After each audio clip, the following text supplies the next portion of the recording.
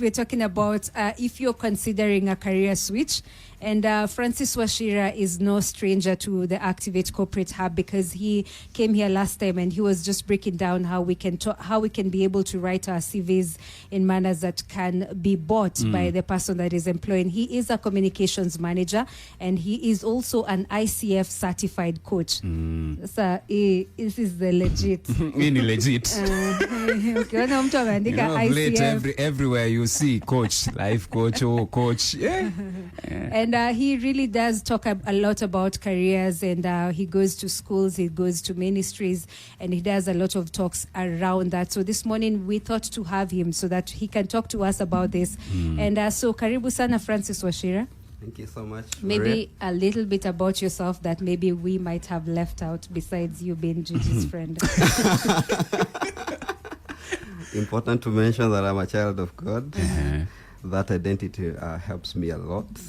And may even influence how one views careers, because work needs to be purposeful. And in the words of one Dr. Oliver Kisaka in his book, The Grace of Giving, he actually calls work spiritual discipline. So really, for one to even think about a career switch, they are even pursuing something that is in line with their obedience to God and their calling and their purpose for what they do.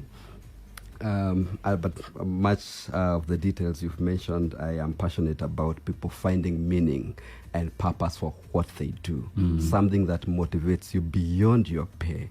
And so for me, the navigating career switch journey is worth considering. So can I be in a career and I'm not living my purpose? Yes, it's possible. Because there's a sense in which one may feel a lack of fulfillment and satisfaction. Some of these are indicators to being in a career that may not be really meeting your purpose. And when you feel that there is a need to explore different career options, or times you might feel that you've gotten to the ceiling of what you would have achieved in a certain environment, where in other senses you'd feel a need to pursue new challenges and opportunities for growth and advancement. So when there is that gap, it speaks into something higher than what you are doing an 8 to 5. So with this background, people want to pursue their passions or interests that align with their careers and also values. The question of values, even as you engage organizations. Issues to do with personality, because with studying personalities, I noted that actually also organizations do have personalities. So if you're really a results-driven person, getting into a process-oriented organization, that may cause some sort of cognitive dissonance. I went to school. That's a confirmation.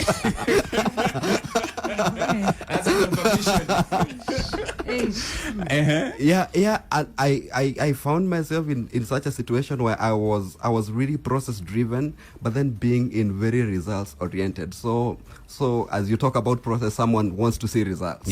And that starts sending signals into maybe this is not the best place, whereas that would have been thought through earlier on. Sometimes career switches would come with financial considerations. Again, this economy, and we need to get into houses. So all these factors, in essence, would contribute to one thinking about switching careers for them to fulfill a certain purpose. And maybe how closely related should the careers be that you're switching to? Because as we're just prompting this conversation, in the first I said, can I move from communications to being a doctor? You know, how that's like impossible. So what should you consider so that you say this is almost in tune, or maybe also completely out of tune with what I used to do? It's a complex question. I know a friend who studied BCom and got to a point and they felt so much passion for nursing. And so they decided to move completely off, even after practicing for so many years, and felt, no, this is the area that God calls me. And certain indicators that one starts to reflect about. And I think having a career reflection. And she thought, maybe this is where God is calling me. And she left everything, because, again, it's a very costly affair. Because this means you stop working. That means you have no salary. Some careers, such as nursing, you need to be in class full time. So this is something totally different. So the question of closeness with regard to switching may not so much, depending on, again, we discuss the question of purpose. So for me, I don't think it should be a factor. However, other reasons may cause one to want to look for something that is close. Yeah. For example, I am a communication specialist, but I used to do a lot of marketing and administration work. And I really felt maybe this is not the place where I want to be. And I had to make that hard decision and take a 50% pay cut to really pursue what I felt that I needed. And so the connection with me was more of pursuing a purpose and feeling really not fulfilled or out of what I used to do. Being someone who is quite creative, and you're feeling maybe I want to get into really communication full time. At that point, I was also pursuing a master's in communication. So again, the need to really get into the communication field as opposed to what I was doing at that point. So for me, what something had to give. That's what I'm trying to say. Yeah. So I had to give away the salary I had to get something less. However, with time, because now you're doing what you love, the question of salary comes, because as you pursue what you need to do, money will certainly follow. Yeah. So on one hand, it doesn't have to be related, provided you're so sure and you're willing to pay the price. So is it clear before you? Have you quite sure that this is the direction? Even taking a pay cut, especially when you have a family, some of these decisions look like they do not make sense. So I think the conviction that comes with it really helps. Washira, pay cut. 50%, anyway. What are some, Mr. Washira, what are some of the factors that I ought to consider when I'm considering a career switch? Are there some factors that I ought to consider before making that switch? Yeah, so there are some things that one need to think through, because again, I'm looking at it as costly but also fulfilling at the end of the day. Yeah. So number one thing to look at is have a careful self-reflection. Is this what I really want to do? The other thing, start by assessing also your skills, interests, and values. Consider what aspects of your current job that you currently enjoy, because there are sometimes we look at the negative things, because sometimes and one of the things that may push one to think about a career switch is actually toxic work environment. Yeah. And so there are always those things in your job that you might find you enjoy, and also some that you may find unfulfilling. Research different careers of interests on you, including job responsibilities. What are the required qualifications? What are your salary expectations? And more importantly, what are your long-term prospects? The other thing to consider and to do is to talk to professionals in the field, especially in the field that you're moving into, and to have an appreciation of what would really be expected. It's also important to consider some practical aspects such as financial implications. I don't know why this is coming up, but it's important to consider financial implications, but also much more importantly, because sometimes a career switch would require you to retool, to upskill, say go back to school or get a professional training. So what's the feasibility of taking any extra educational training? All right. Yeah. And how responsive is the market when it comes to now you are this, now you've become this? Yeah. How responsive is it? Because you say you've gone through it as well. Yeah. Is it also, again, you have to start from the place of internship and all that? Or what response is there? And again, that comes with the fear and uncertainty that comes with career switches. Because one of the things that you would expect is to take a lower level or even lower responsibility, so that you look like you're at the bottom of the pyramid. Because in my situation, I was already a manager where I used to work. But then I moved to an officer position.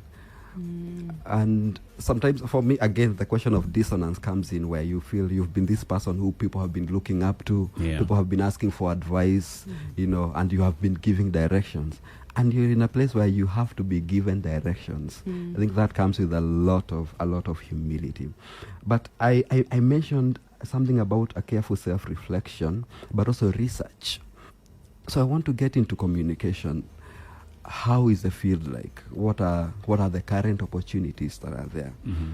What is the minimum position that I am okay with and that I'm willing to get into? Part of that means that if you're already in a career, because career switch means you're already working, it's starting to explore these options by applying for the jobs.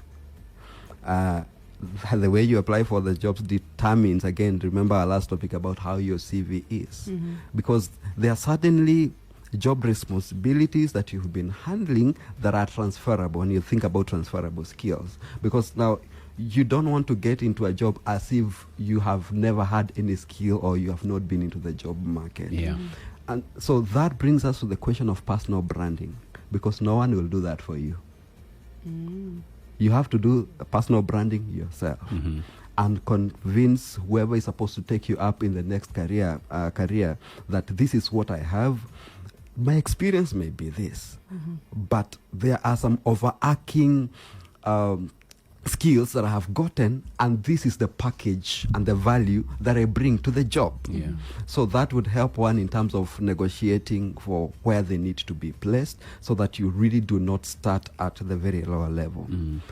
But much more importantly, if I start at the lower level, I am convinced because I am good at what I do, I will get noticed.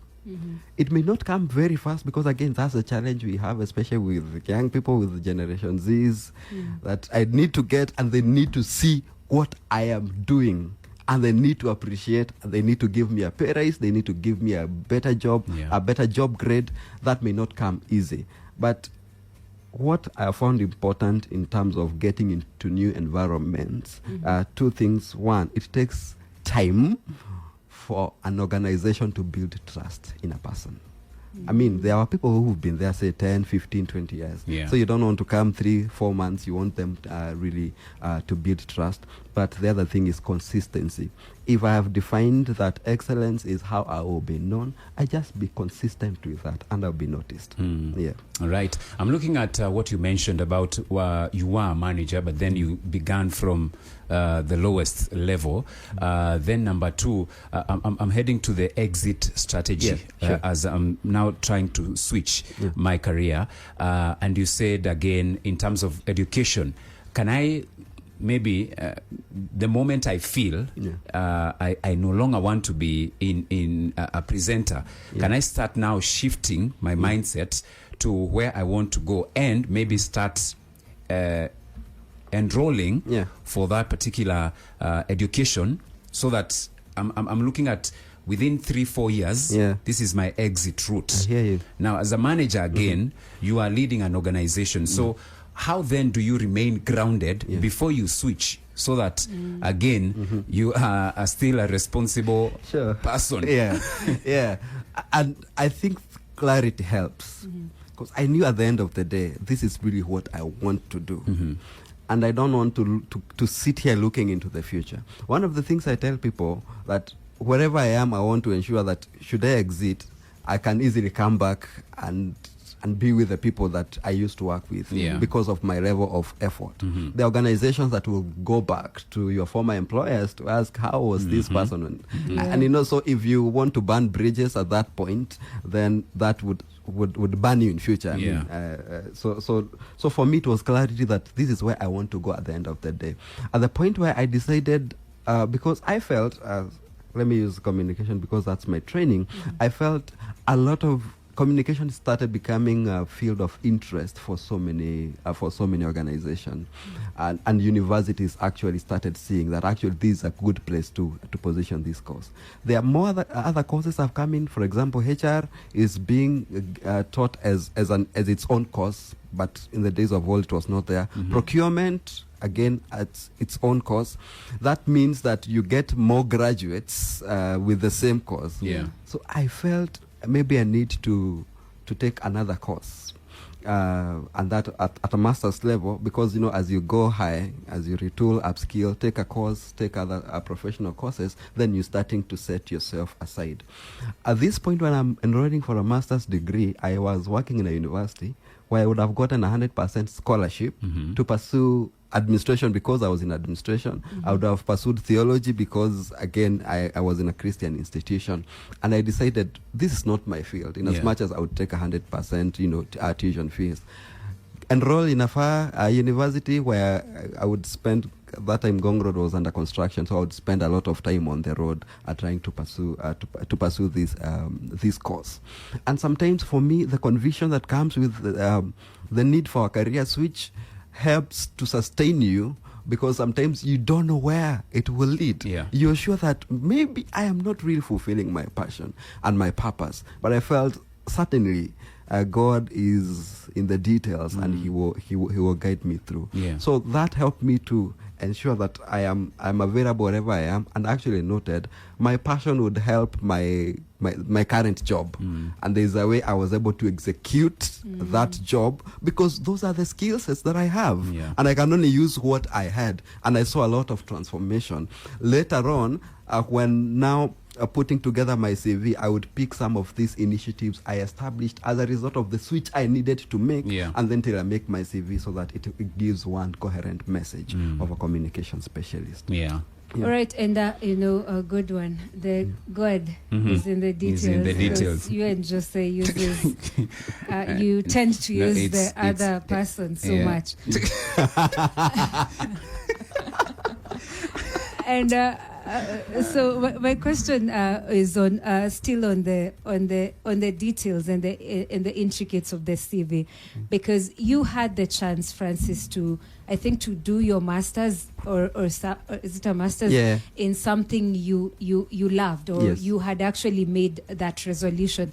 Someone else has probably gone through it all, and now is when they're realizing they need to sort of like make that transition or make the switch. So what details should you put in your CV? You probably will not meet the employer. It's just your cover letter first in your CV. So how good should it be and detailed in terms of transferable skills for them to even just take a look at you? From the word go, please remember that the institution is not concerned that you want to make a switch. That's not their problem, it's yours.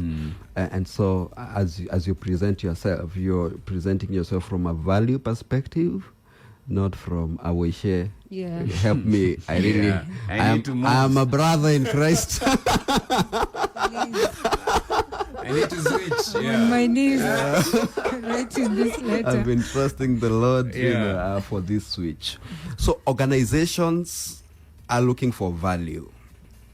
And one of the small details that I actually even saw is even how we label our documents. So if you're applying on an email, someone wants to easily get your name on the CV, Francis Wachira, 2023, something of that sort, cover letter, instead of sending document one. So that there are some of these things that would really irritate HR professionals. But then the other bit is on how you even start from the top. Because I prefer starting with a professional career summary. Who am I and what am I bringing on board? And I also want to ensure that some of these transferable skills that I want them to see are covered, are captured, because that holds the interest. And then after holding the interest, I want to ensure that I sustain that interest. But then when looking at the job experiences that you've had, I want to look at what is this organization, what did they want to achieve, and what impact did I bring on board by the time I was there. And I also want to ensure that this impact speaks to the career professional summary that I gave, so that, again, we don't want to cause confusion. And the other challenge I've seen, especially with CVs, is where we have normally treated work experiences as silos within the CV, as opposed to them speaking to each other. Because again, I'm saying it needs to speak of one message from the top to bottom. And that's where, again, I am focused on a certain career role. This is really what I want to pursue, and I want to spend time. One of my experiences, at a time I spent 3 days working on a CV. It's painstaking, to be honest. It's really painstaking, but it's more painstaking for the organization to set up those job adverts, the recruitment process before they actually bring someone on board. It is much more painstaking, and so as people who desire career switches or even to apply for jobs in the first place, we want to ensure that we make life easy for them as they make those decisions. It's Corporate Hub this morning, and we are hosting Francis Wachira. He is a communication manager and ICF certified coach. And this morning, it's all about navigating career switch. And I think one question, Wachira, that maybe one of our listeners is asking themselves is the age. Yeah, that's true. Maybe I'm coming to the twilight of my career. And it is then that I realize maybe the bulb moment. Yeah. So is age a factor? Number one. Number two, the market as well. Because I'm also looking at the Kenya, and at times you feel there are fields that are really saturated. So when I'm making a career switch, are those factors also to consider? So, of course, you're as old as you think you are. But I have a friend who on retirement felt that they really want to get into teaching and to get into ministry. So they enrolled for a bachelor's degree in theology at age 60. Wow. And finished the degree, then enrolled for a master's. They are in their 70s, late 70s, and they are pursuing a PhD. Wow. And so for this person, they feel that really this is the path I really want to pursue.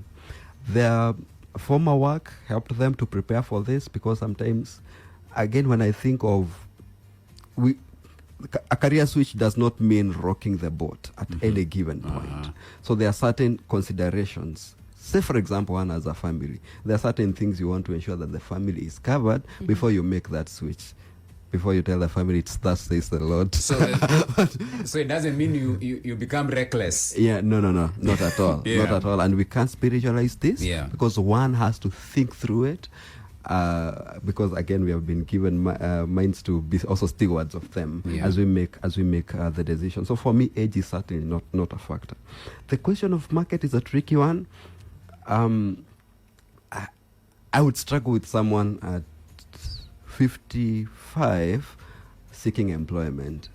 I'm sure most organizations, unless you're getting into teaching, for example, where your experience really matters. But then at this point, maybe God would give you a greater burden to open up an institution, an organization where you feel God is calling you, and then you create employment for others. So in terms of market, the reception in the market, I know, having worked in the HR department, but from a communications perspective, I know that organizations are really driven towards getting younger population, so that they push our agenda. At some point, we know you're going to exit. We get other younger population. So for me, the question of the market, I think we probably when it comes to the age and connecting that with market, probably someone considering opening up consultancies, because there are a lot of those opportunities. And I need to mention that I have seen increasingly organizations preferring to get consultants on board, because we don't need to get your medical insurance, we don't need to get you leave, housing, and all the taxes that you need, because that becomes a responsibility of the employer. I come engage you on a project. Now, when you look at the navigation in terms of picking consultancies, organizations would not mind ages. Actually, there is more trust on the older people because they have much more experience. All right, and you're sending your questions on 0717 400 555. That's our WhatsApp line. When we come back, we continue with this conversation.